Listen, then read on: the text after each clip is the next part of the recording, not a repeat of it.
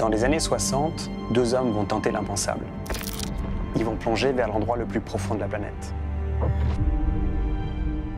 On a cold, quiet Saturday morning in January 1960, Jacques Piccard and Don Walsh sealed themselves inside a steel sphere and began sinking into the Pacific Ocean.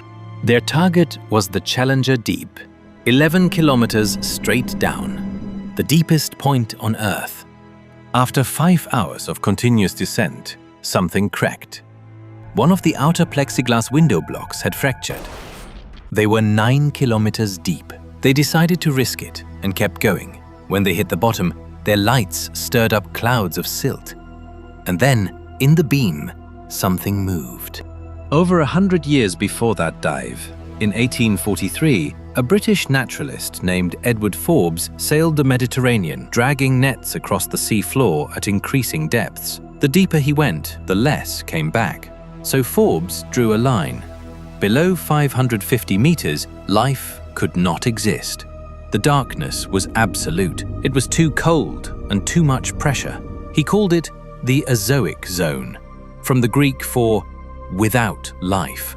For 25 years, the entire scientific world agreed with him. They were wrong about all of it. The first crack came from a zoologist in Norway named Michael Sars. Throughout the 1860s, Sars kept pulling up life from depths well below the line Forbes drew. Sea stars, worms, feathery animals called crinoids, clinging to rocks at over 800 meters as if nothing was unusual. He catalogued 427 species, all living comfortably in water that was supposed to be lifeless. But the real demolition came from the ocean itself. In 1872, the British ship HMS Challenger set out on a 4-year mission to map the ocean floors for the first time. Crew members lowered lead weights over the side on thick rope, measuring depth by how much line it took to hit bottom. Most of the time, the weight touched down around 3 or 4 kilometers. Then one day, in the open Pacific, the weight dropped past 3 kilometers and didn't stop. They kept feeding out rope. It hit bottom at 8 kilometers. What they had found would eventually be called the Mariana Trench, and the deepest point inside it, the Challenger Deep, drops to nearly 11 kilometers below the surface.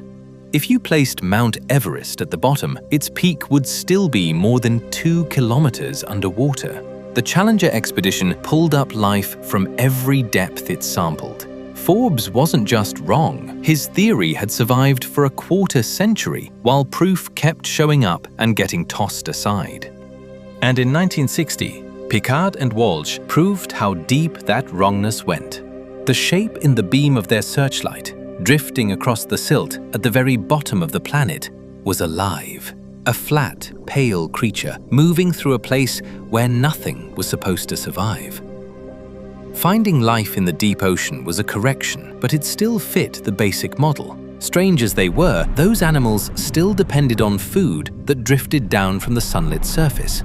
Dead plankton, fish remains, waste. A slow rain of organic particles that scientists call marine snow. Everything alive in the deep ocean was still connected to the sun, even way down there. Then, on February 17, 1977, a geologist named Jack Corliss and his colleague Tjeerd van Andel climbed into a 3-person submersible called Alvin and descended 2,500 meters into the Galapagos Rift. They were looking for hydrothermal vents, geological features, hot water seeping from cracks in the Earth's crust, strictly a geology mission. Waiting at the bottom was an ecosystem.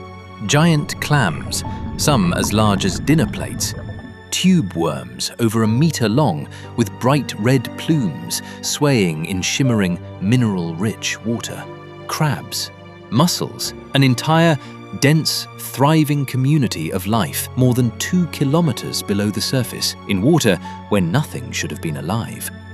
This deep, sunlight is gone, and so is every food chain that depends on it. These bacteria were feeding on chemistry, turning toxic chemicals into food through a process called chemosynthesis. The planet itself was powering life.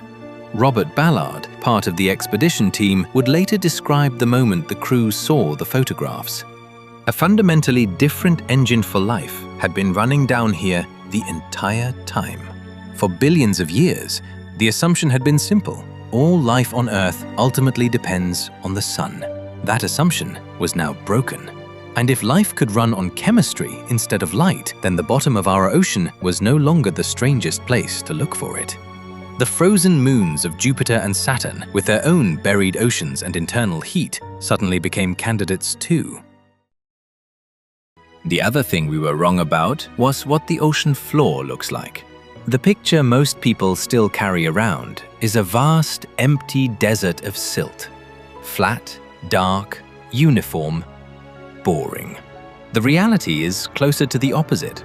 The ocean floor contains the most extreme geography on Earth. The Mariana Trench alone could swallow 5 Grand Canyons.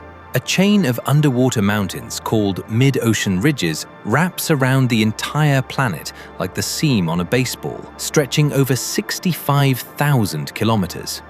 There are underwater volcanoes that spew liquid carbon dioxide instead of lava, because at those pressures, gas becomes liquid. One volcano in the Mariana Trench has a pool of pure molten sulfur sitting in its crater, boiling at 187 degrees Celsius. The only other place you'll find that is on one of Jupiter's moons.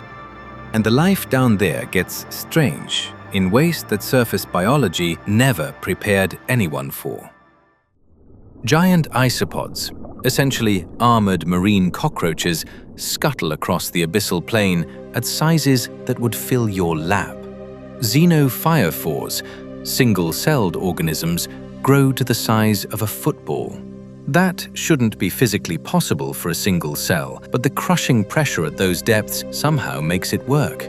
Snailfish, fragile and translucent, thrive at the very bottom of trenches where no other fish can survive. Their bodies have built-in protection that keeps them from collapsing under pressures that would crush almost anything else.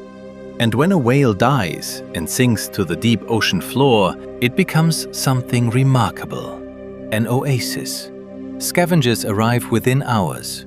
Sharks, hagfish, amphipods. Then, stranger things move in. Bone-eating worms called osedacs colonized the skeleton, feeding on oils locked inside the bones. A single whale carcass can sustain an entire community for decades until nothing remains but dust. Every night, in what might be the most astonishing event most people have never heard of, billions of deep-sea creatures rise toward the surface to feed, then sink back down before dawn. Lanternfish, squid, jellies, an army of the deep climbing and descending in perfect rhythm. It's called the diel vertical migration, and it's the largest synchronized movement of life on Earth, larger than all herds, flocks, and swarms combined.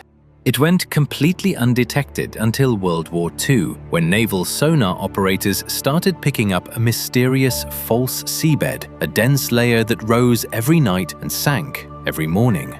That false seabed was alive, an invisible world moving as one. And then, in 2018, after a decade-long study spanning hundreds of sites across the planet, researchers reported something that made all of this look like a warm-up. Scientists with the Deep Carbon Observatory had spent 10 years drilling into the seafloor at sites around the world. Some cores went 2.5 kilometers into the rock beneath the ocean floor. Others came from continental mines and boreholes more than 5 kilometers deep. They were looking for the boundary, the depth where life finally gives out. They didn't find it. Buried in the cores were bacteria and archaea, 2 types of microbes surviving inside the rock itself. Organisms so slow they might divide once every few thousand years. Scientists started calling them zombie bacteria, technically alive but operating at the bare minimum of what life can mean.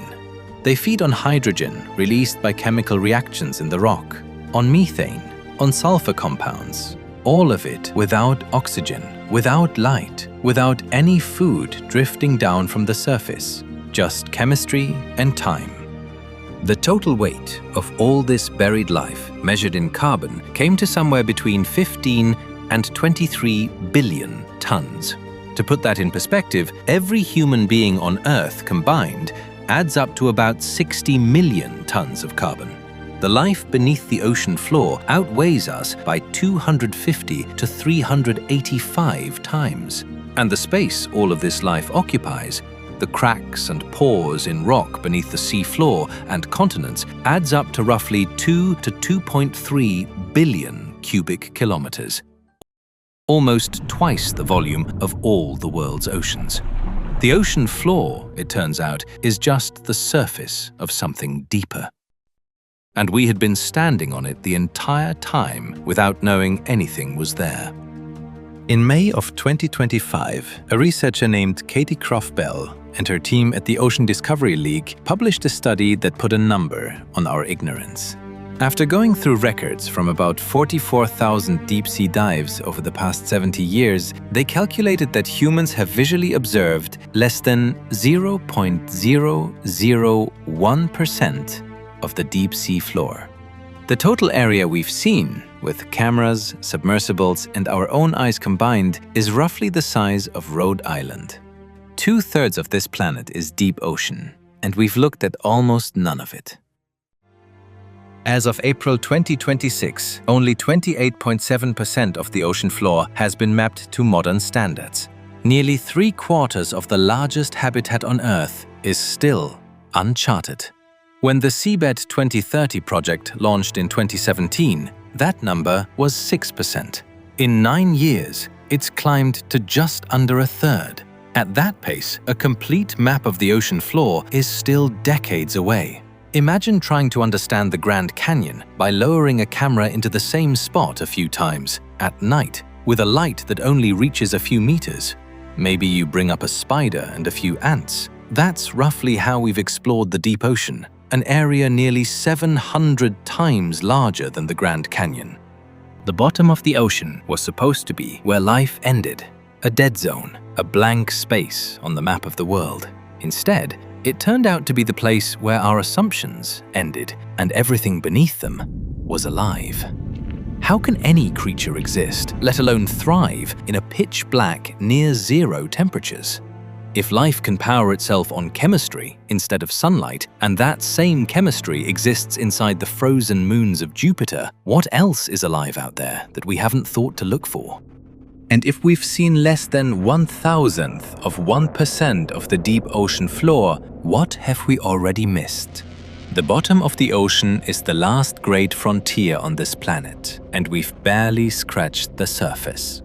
Every video on this channel takes something you thought you understood and shows you what's actually happening underneath. If you want more, subscribe and hit the bell so you don't miss the next one.